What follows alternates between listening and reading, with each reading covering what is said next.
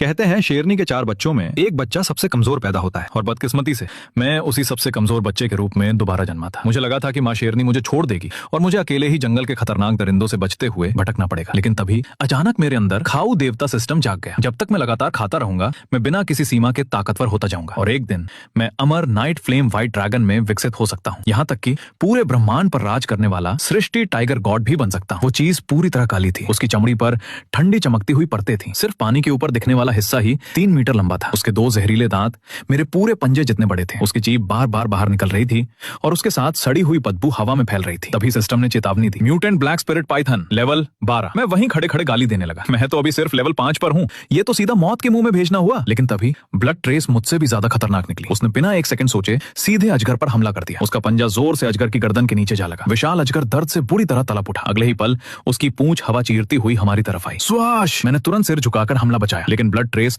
सीधे पूंछ से टकराई। फिर भी वो अपनी जगह से हिली तक नहीं। उसने पलटकर मुझे घूरा। अब तू भी कुछ करेगा? मैंने दांत भींच लिए, फिर साइड से छलांग लगाकर सीधे सांप के सिर पर हमला कर दिया। मेरे पंजे उसकी आंखों पर लगातार बरसने लगे। अजगर दर्द से पागल हो उठा। उसने अपना खून से भरा विशाल मुंह खोल दिया और मुझे निगलने के लिए झपटा। मैं फुर्ती से पीछे हट गया। उसी मौके का फायदा उठाकर ब्लड ट्रेस ने फिर उसकी कमजोर जगह पर वार किया। इस बार उसके पंजे ने सीधे चमड़ी फाड़ दी। नीचे लाल मांस साफ दिखाई देने लगा। अजगर दर्द से पागलों की तरह तड़पने लगा। पूरा तालाब उलट पुलट हो गया। लेकिन अब हम दोनों की जोड़ी जम चुकी थी। ब्लड ट्रेस उसकी जानलेवा जगहों पर हमला करती और मैं उसकी नजरें भटकाता। कुछ ही मिनटों में वो विशाल अजगर पूरी तरह हार गया। 5 मिनट भी नहीं बीते थे कि वो पेट ऊपर करके मर चुका था। तभी सिस्टम की आवाज लगातार गूंजने लगी, टिंग! म्यूटेंट ब्लैक स्पिरिट पाइथन को मार दिया गया। 1000 इवोल्यूशन पॉइंट प्राप्त हुए। मैं थककर जमीन पर गिर पड़ा और जोर जोर से सांस लेने लगा। लेकिन ब्लड ट्रेस ऐसे खड़ी थी जैसे कुछ हुआ ही ना हो। वो अजगर की लाश के पास गई और उसके पेट को फाड़ डाला। अंदर से उसने एक हरे रंग का चमकता हुआ मोती निकाला। तभी सिस्टम बोला, स्नेक गॉल ब्लैड एसेंस, इसे खाने से शरीर स्थायी रूप से मजबूत होगा। ब्लड ट्रेस ने वो मोती मेरी तरफ फेंक दिया। तू खा ले। मैं चौंक गया। तुझे नहीं चाहिए? उसने ठंडी नजरों से मुझे देखा। मुझे इसकी जरूरत नहीं। मैंने आधा भरोसा करते हुए वो मोती निगल लिया। अगले ही पल